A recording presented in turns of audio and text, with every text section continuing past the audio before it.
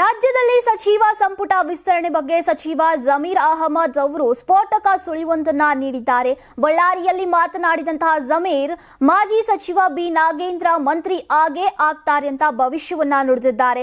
SIT clean chit ಕೊಟ್ಟಿದ್ದು ನಾಗೇಂದ್ರ ಸಚಿವರಾಗ್ತಾರೆ. 1 ವಾರ ಅಥವಾ 10 ದಿನಗಳಲ್ಲಿ ಎಲ್ಲವೂ ಕ್ಲಿಯರ್ ಆಗಲಿದೆ ಅಂತ ಹೇಳಿದ್ದಾರೆ. ಇನ್ನು ಕ್ಯಾಬಿನೆಟ್ ರೀಶಫಲ್ ಮಾಡಬೇಕು ಅನ್ನೋದು ಇದೆ. ಅದೆಲ್ಲ ಯಾವಾಗ ಬೇಕಾದರೂ ಆಗಬಹುದು. ಎಲ್ಲವನ್ನ ಹೈಕಮಾಂಡ್ ತೀರ್ಮಾನ ಮಾಡುತ್ತೆ. ಬದಲಾವಣೆಯನ್ನ ನಾನು ನಾಗೇಂದ್ರ ತೀರ್ಮಾನ ಮಾಡೋಕೆ ಆಗಲ್ಲ, ಹೈಕಮಾಂಡ್ ತೀರ್ಮಾನ ಮಾಡಬೇಕು ಎಂದಿದ್ದಾರೆ. ಇನ್ನು ಸಿಎಂ ಬದಲಾವಣೆ ವಿಚಾರವಾಗಿಯೂ ಕೂಡ ಜಮೀರ್ ಅಹಮದ್ ಕ್ಲಾರಿಟಿ ಕೊಟ್ಟಿದ್ದಾರೆ. ಸದ್ಯಕ್ಕೊಂದು ಸಿಎಂ ಚೇರ್ ಖಾಲಿ ಇಲ್ಲ, 5 ವರ್ಷ ಸಿದ್ದರಾಮಯ್ಯ ಅವರೇ ಇರ್ತಾರೆ ಅಂತ ಊಹಾಪೋಹಗಳಿಗೆಲ್ಲ ತೆರೆ ಎಳೆಯುವ ಪ್ರಯತ್ನವನ್ನ ಜಮೀರ್ ಮಾಡಿದ್ದಾರೆ.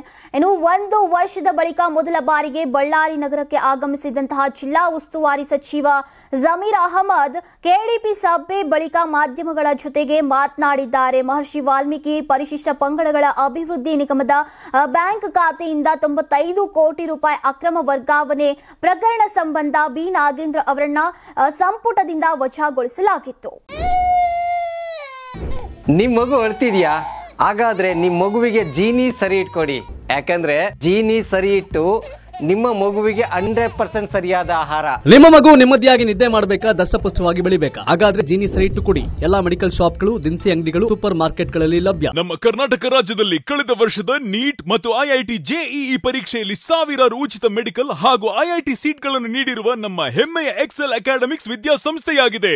1 ವರ್ಷದ ಲಾಂಗ್ ಟರ್ಮ್ ನೀಟ್, ಸಿಇಟಿ ಮತ್ತು ಐಐಟಿ ಜೆಇಇ ದಾಖಲಾತಿ ಪ್ರಾರಂಭವಾಗಿದೆ. ಮೆಡಿಕಲ್ ಅಂದರೆ ಎಕ್ಸೆಲ್, ಎಕ್ಸೆಲ್ ಅಂದ್ರೆ ಮೆಡಿಕಲ್.